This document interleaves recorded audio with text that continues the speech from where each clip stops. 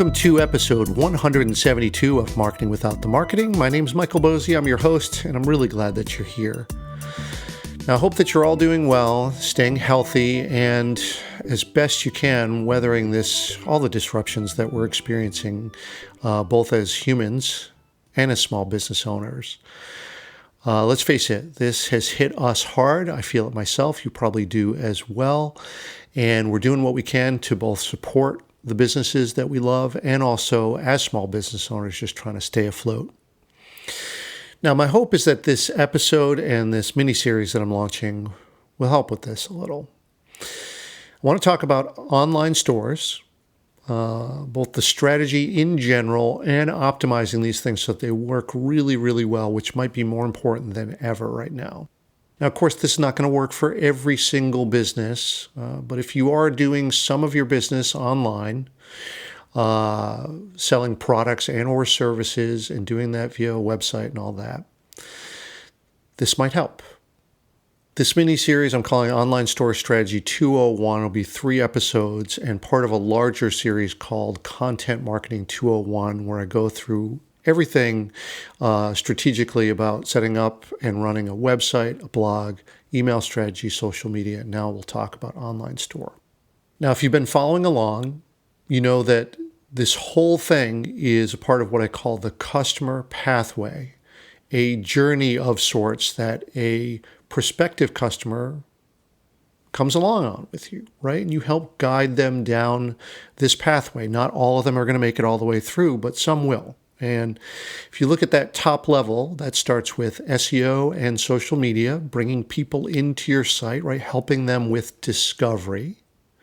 We bring them to a website where your blog or podcast or whatever will help tell your story to these prospective customers. If we can, we want to get them on an email list, right, to keep drawing them in and nurture them to build up trust. We may use email automation, done so in a very light touch and respectful way, but our opportunity to be in front of them more and more, again, all of this is to build up trust. And then at some point, it's time to ask for the sale. And this last stop in the journey is your online store, right? It's time for a transaction. And this is obviously a critical point. Someone is ready to pay you.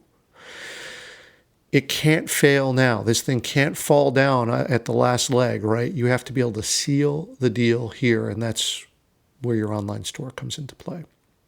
Now, there are 2 key things. So I've laid all this out here. Obviously, in this whole pathway, it means that you need to have this set up in advance.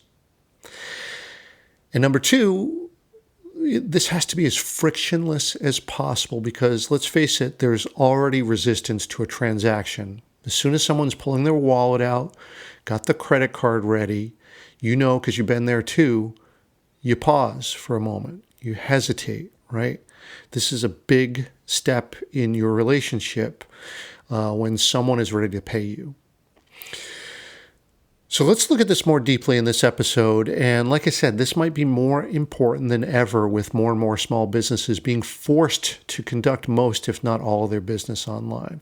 And this might be new to a lot of you, right, who haven't sold products online before. And if that's the case, I'll say up front, let me help you.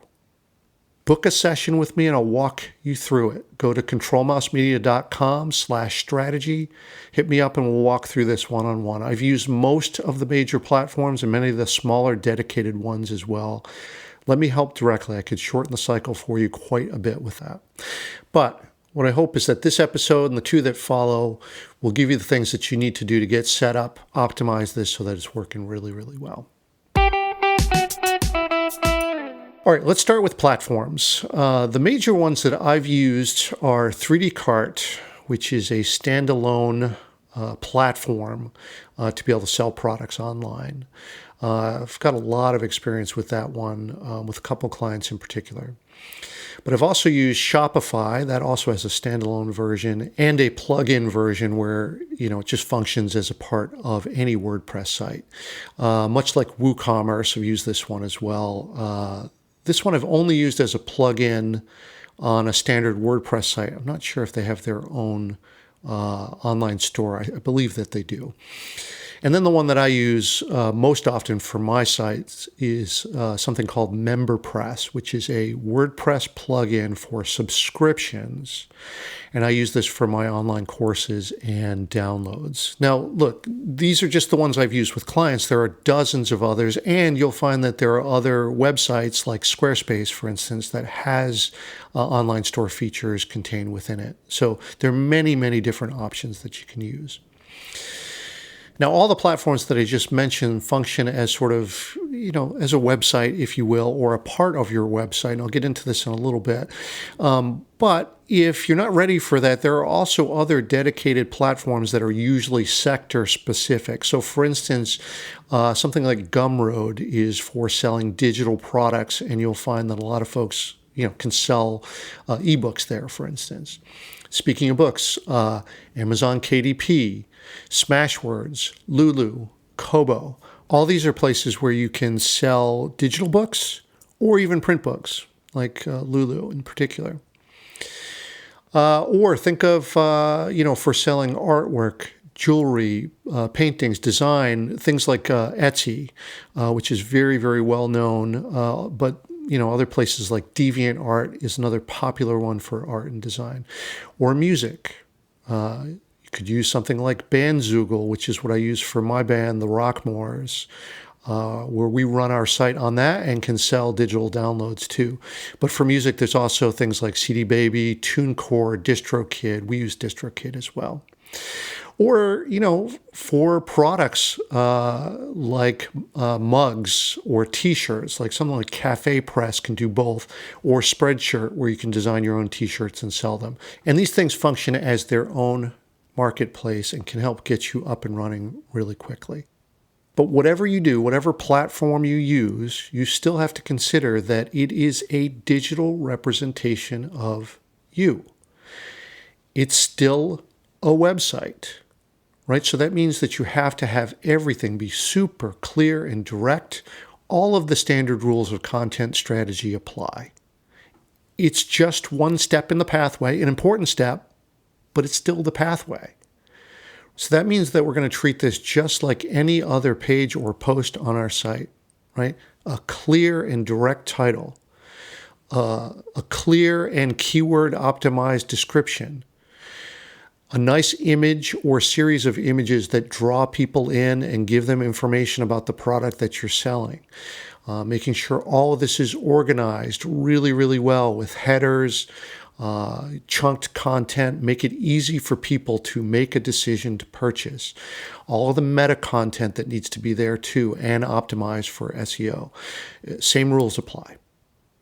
Now, I want to underscore something about SEO because this is going to help you make a big decision about what platform to use. Now, the absolute best case is to have your store live on your core domain. This allows you to aggregate all of your SEO authority on your core domain. Right? So, for instance, on my site, controlmousemedia.com, I run my store as a plugin behind the scenes on that. So to the visitor, it's invisible. And to Google, all those hits on my store or my online courses, those count towards my authority according to Google. This is great because you're not splitting your authority as, in the case where, for instance, you have a site and a store. If those are two separate sites, Google's going to see it that way, and you're going to have to build up authority on each. To me, if I was starting from scratch, and I would advise any client that I'm working with to do the same, if we're starting from scratch, let's do it all on the same site. The SEO benefits are really, really great. And you end up getting the most out of all of your efforts with that.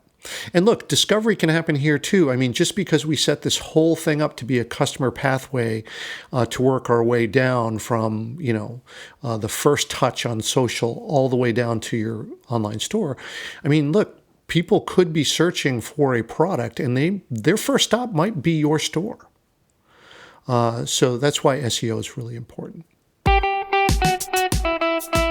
All right, but back to the pathway and assuming that this happens the way that you would expect it to, which is that someone's taken a long time to get here, right? It's the last point in their journey. They're making a decision to purchase or not to purchase. And we want to treat it with that level of respect, right? Someone's done a lot of work to get to this point. We want to honor that. And we do that by making it seamless and easy, right? It's very, very clear what to do. Trust level is at an all-time high. Let's make sure that we don't sacrifice any of that to sort of, cheap tricks and other ploys or anything that even could take the appearance of that. We want to remove all of that. And speaking of respect, even though we're at this point, we don't need to go for the kill. We don't need to get the sale right here, right now. I mean, I know that the conventional wisdom is have one button, one action item on the page. But to me, we don't have to be that directed. We want to leave a little room for people to do more research if they need to. If they're hesitating, maybe there's a reason for it. And maybe we can supply them with some more content that bolsters their confidence enough to go ahead with the sale. I mean, look, we've all been there, right? We get to the shopping cart, we're ready to hit purchase, and we have second thoughts, right? To me, take this as an opportunity to build more trust rather than forcing them into it. And I know that goes against conventional wisdom. It's like you got them there, convert. But I think we need to respect our customers more than that. All right, a couple more things that I want to mention is that all of these things, because it's a website, are collecting and generating data. All of this activity is trackable, right? So that means there are two things that we want to do: connect Google Analytics and to install a Facebook pixel. For Google Analytics, I mean, this is obvious, right? Just like any website, you want insight on what's going on with each page, just like you would with your, the way that your blog performs or your podcast. So you want to connect Google Analytics via some simple code that you can apply to your store site. Works just like your website. Like I said before, if the tutorials don't cut it for you, contact me. I can walk you through it. This is generally not very hard. And then you'll be collecting data on this. And then, you'll be able to take action based on actual data, not just by guessing. And this is incredibly, incredibly important. You'll know which products are the most popular. You'll know which pages people get to, where they bounce. Right? That information is almost as good as getting sales data, because at that point that the pathway is failing or falling down. You've found a fail point. That's immensely valuable information because it allows you to fix it. And if you don't have that data, you won't know that, right? People get there, they leave without purchasing, and you've lost the sale, and you don't know why. At least with some data, you can start to take an action around this and try something new because you've identified a fail point. This is really good.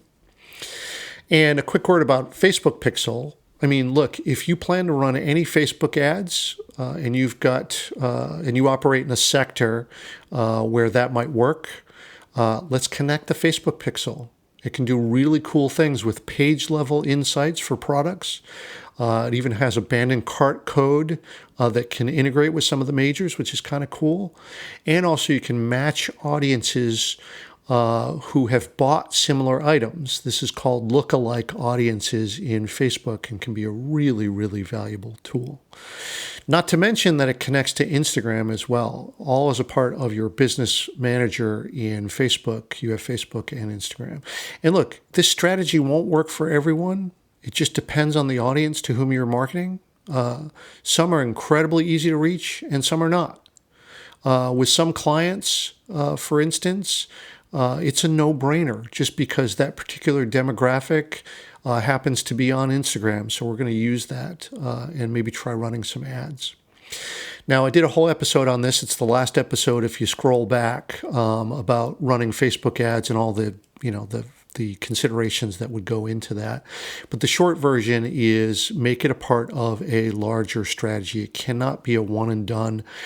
What I found is there's little point to just boosting a post. It doesn't do much good. You want to have this pathway set up, active, all the way through so that this is a strategy. And it can be really effective if you're in the right realm. Now, again, if this is completely new to you and you need some help, contact me and I can walk you through it. Again, controlmousemedia.com/strategy, or just email me or hit me up on Twitter at mbosey.